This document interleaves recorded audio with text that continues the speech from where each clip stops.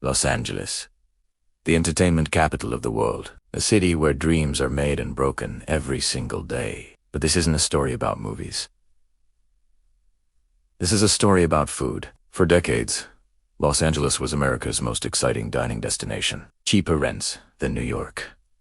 The best produce in the country, delivered fresh from farms just hours away. A melting pot of cultures, creating flavors you couldn't find anywhere else on earth. Chefs came here to build empires. Immigrants came here to share their grandmother's recipes. Neighborhoods were defined by their restaurants: Little Tokyo, Koreatown, Thai Town, Boyle Heights. That story is ending. In 2025, over 100 restaurants closed their doors in Los Angeles. Not struggling diners on forgotten corners, legendary institutions. James Beard, semifinalist, Michelin-starred establishments. Places that had survived recessions and earthquakes and riots and a global pandemic.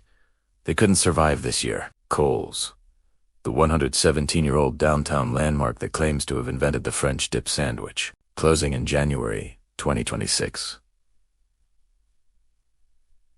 The original Pantry, open 24 hours a day, 7 days a week, for 101 years. Presidents, 8 here. Movie stars, 8 here. Construction workers, 8 here at 3 a.m. Closed in March. Papa Christos, the Greek institution on Pico Boulevard. Generations of Angelenos celebrated weddings and graduations and ordinary Tuesday dinners here. Gongo Penteba released data showing a 5% drop in dining room visits through the first 8 months of 2025 compared to the previous year. 5% might not sound catastrophic, but in an industry running on margins of 3 to 5%, that gap is the difference between keeping the lights on and locking the doors forever. Something is deeply wrong in Los Angeles, and the restaurants are just the canary in the coal mine. The year started with fire. On January 7th, 2025, flames swept through the Palisades and out, thousands of homes destroyed.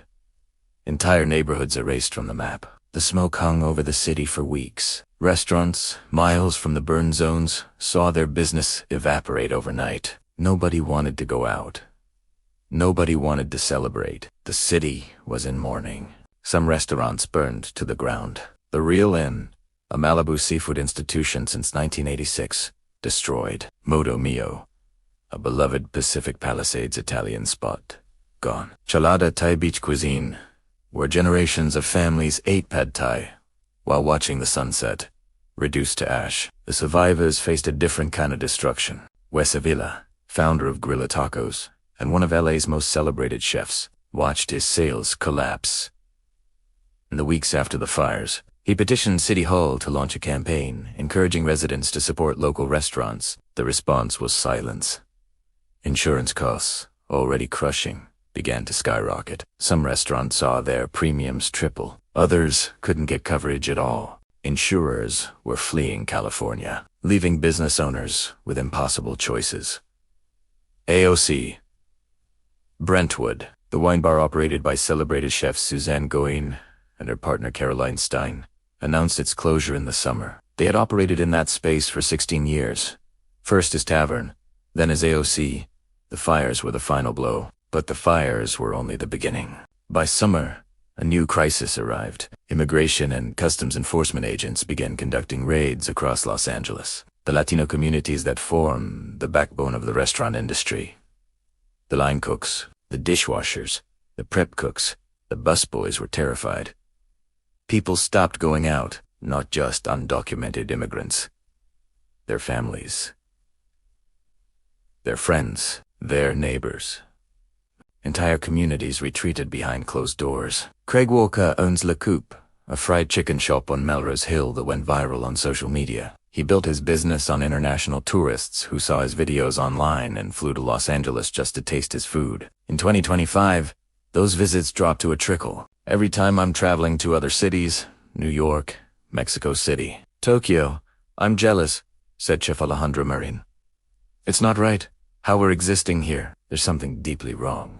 The numbers tell a brutal story. Before the pandemic, a successful restaurant in Los Angeles might operate on margins of 8 to 12%. Every dollar that came in, 8 to 12 cents, was profit. The rest went to rent, Labor, ingredients, utilities, insurance. In 2025, those margins have collapsed to 3 to 5%. Sometimes less, sometimes nothing at all. Ingredient prices have soared.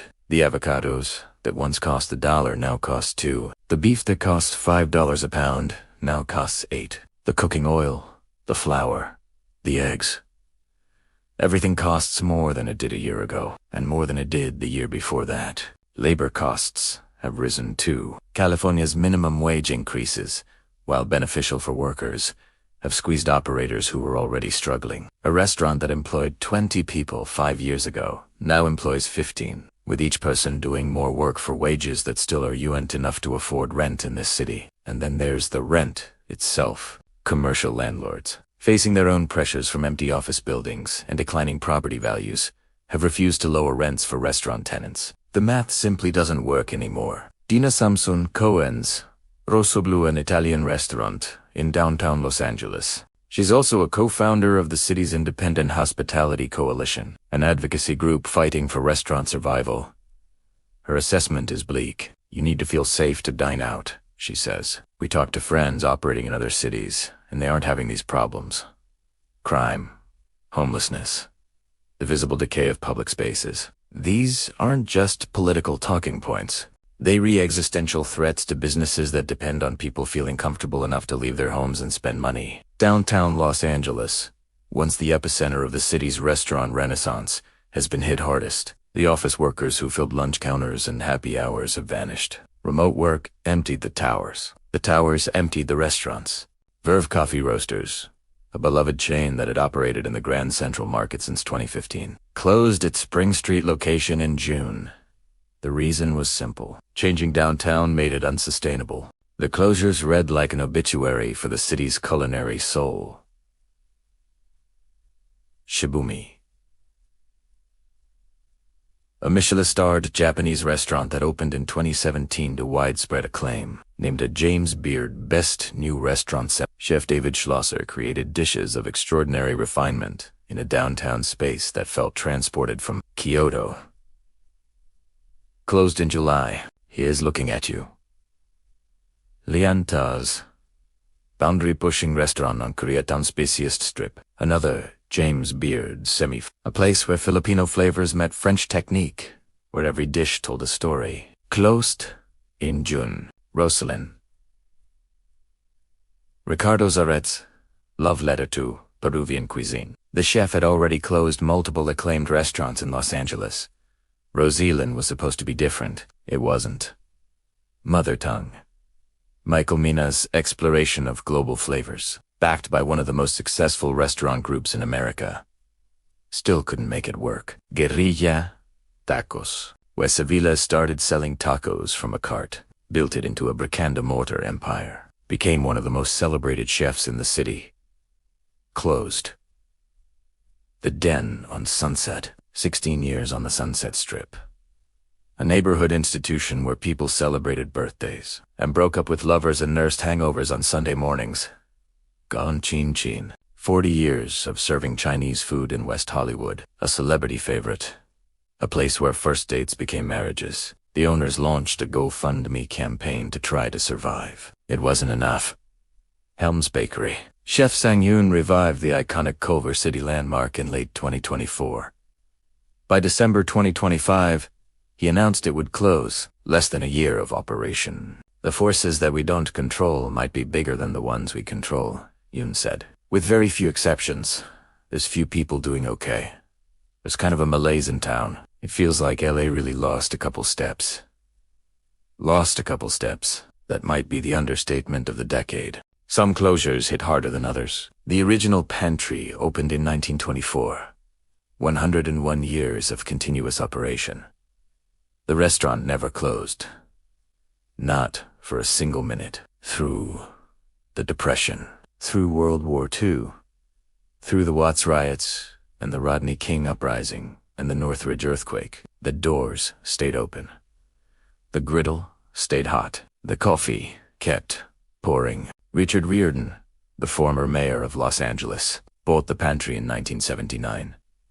He kept it running as a public trust, a piece of the city's heritage that belonged to everyone. When he died in 2023, the restaurant's future became uncertain. In March 2025, the trustees of Reardon's estate announced the closure. A conflict with the restaurant's union made continued operation impossible, they said. The union disputed this characterization. The truth, as always, was more complicated. On the final day, lines stretched around the block. People waited hours for one last plate of ham and eggs, one last cup of coffee, one last moment in a place that had witnessed a century of Los Angeles history. The building sold. A developer named Leo Pastilnikov purchased it, promising to reopen with the original staff. But as of now, the griddle remains cold.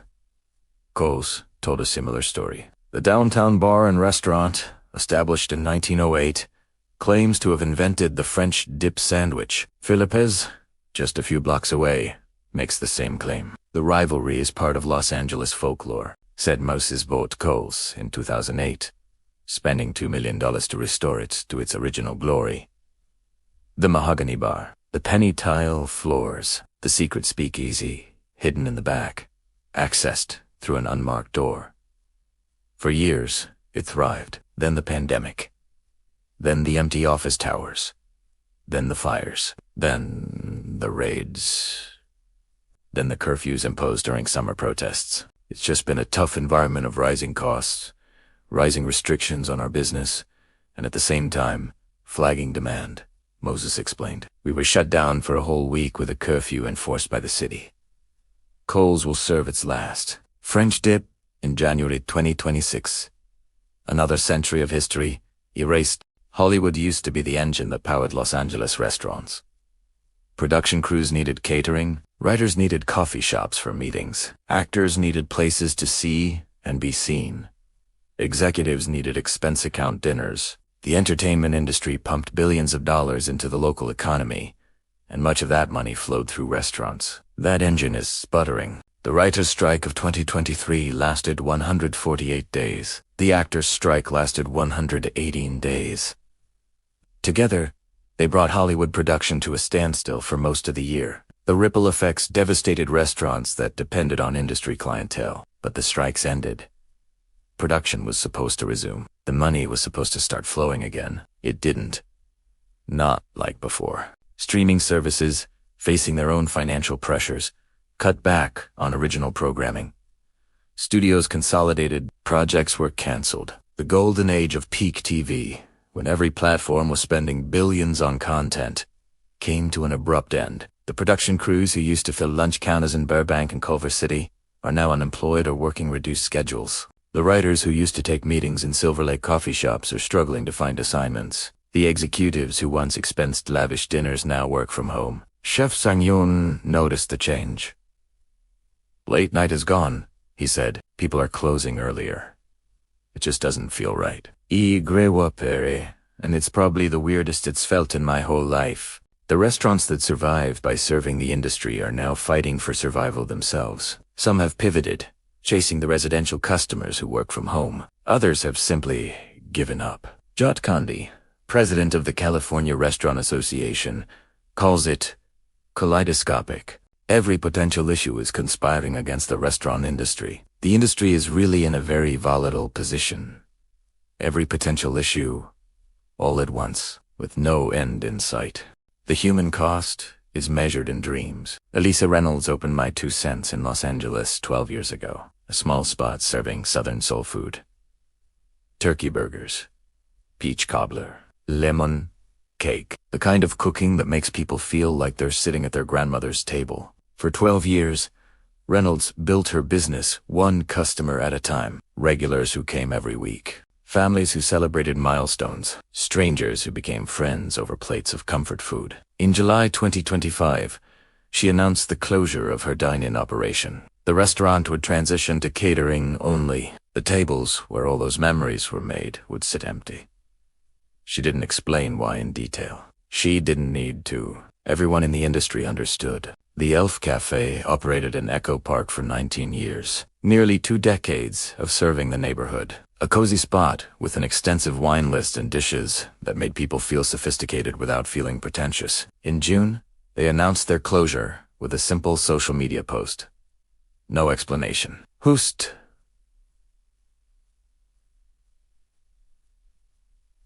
Goodbye. My 2 cents. Elf Cafe. Here's looking at you. Bang Bang Noodles. La Azteca Tortilleria. The list goes on and on. Each name represents someone's life work, someone's savings, someone's dream. The California Restaurant Association represents more than 22,000 members. Restaurants, food trucks, bars, catering companies, breweries, ghost kitchens. All of them are struggling. All of them are watching their colleagues close, wondering if they'll be next. There's a particular cruelty to watching a restaurant die. Unlike a tech company or a law firm, a restaurant is a living thing.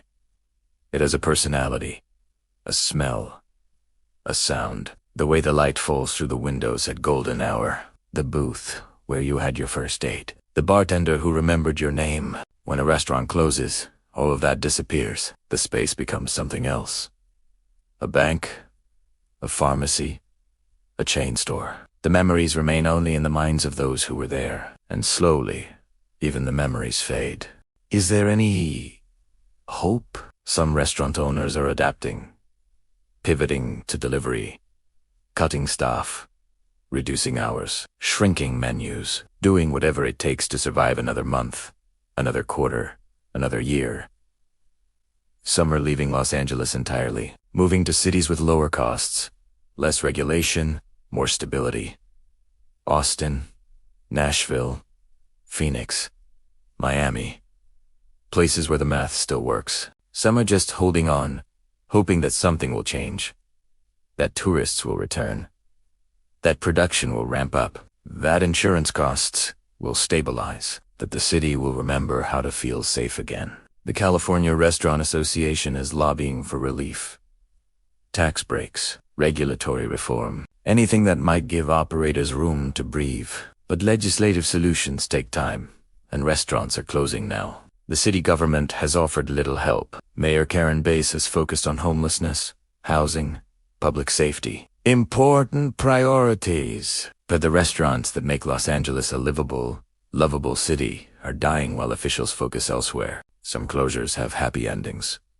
The original Pantry may reopen under new ownership. Kohl's might find a buyer willing to preserve its legacy. Spaces that close as one thing sometimes reopen as another. But for every resurrection, there are 10 permanent deaths. Restaurants that close quietly, without fanfare, leaving nothing behind but faded signage and for-lease signs in the window. The question is whether Los Angeles can remain the food city it once was. Whether the next generation of chefs will choose to build their dreams here or somewhere easier, somewhere more forgiving. The answer isn't clear, but the trajectory is. Night falls over Los Angeles. Somewhere in Koreatown, a neon sign flickers off for the last time. A family locks the door to a restaurant they opened 30 years ago. They take one final look at the dining room where they celebrated birthdays and weathered crises, and built something they believed would last forever. Tomorrow, they'll return the keys to the landlord. The equipment will be sold. The recipes will be filed away. The customers will find somewhere else to eat, if they can. Across town, another restaurant is closing its books for the night. The owner stares at spreadsheets that refuse to add up. Revenue down, costs up, savings depleted, options exhausted. They haven't told the staff yet. They haven't told anyone but take no. Next month, maybe the month after. The end is coming. This is Los Angeles in 2025. A city that built its identity on dreams now watches those dreams collapse, one restaurant at a time. Over 100 closures this year. Historic institutions and neighborhood gems, Michelin stars and mom-and-pop shops. Fine dining and fast casual. Nobody is immune. Nobody is safe. The fires burned. The raids terrified. The strikes idled. The costs rose. The customers stayed home. And the restaurants, the places where we celebrate and mourn, where we fall in love and break up, where we taste the world without leaving our city, the restaurants died. Some will say, this is natural. Markets change. Businesses fail. New restaurants will open to replace the old ones. Maybe that's true. Maybe Los Angeles will reinvent itself, as it always has. Maybe a new generation of chefs will find ways to thrive in conditions that destroyed their predecessors. But something will be lost. The continuity, the history. The grandmother's recipe that survived immigration and war and economic collapse, only to be defeated by insurance premiums and labor costs, and a city that forgot how to take care of itself.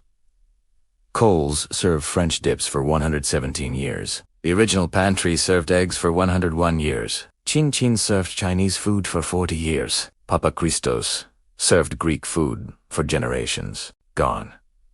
All of them. In a single year. What does a city become when it loses its gathering places? When the spots where memories are made become banks and pharmacies and vacant storefronts? Maybe we're about to find out. The neon signs are going dark across Los Angeles. One by one. Block by block. Neighborhood by neighborhood. And nobody seems to know how to turn them back on.